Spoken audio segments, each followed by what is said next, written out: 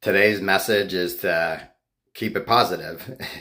And I know that's super cliche and most people think is impossible. But what I want you to focus on is realizing that nothing outside of you can make you feel any kind of way. You're the one taking in whatever's going on out there and applying some thought or feeling to whatever that is.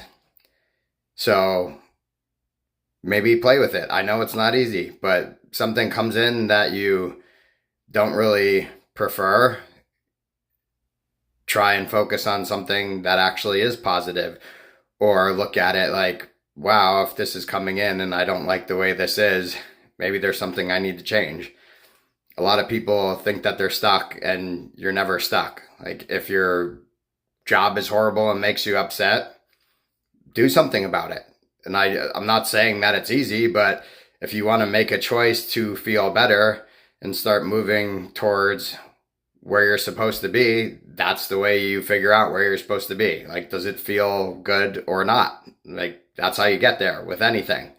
The only caveat to that would be chosen suffering as far as physical activity and stuff like that. But I think that's a great way to keep yourself present. And also, you can't become good at manifesting or life in general if you don't take care of your body.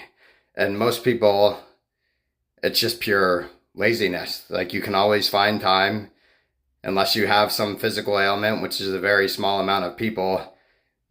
Get out and take a walk. Like, set your alarm for 5 minutes, an hour to move. Like, get up out of your office chair. Like, do something. We have such stagnant lives now.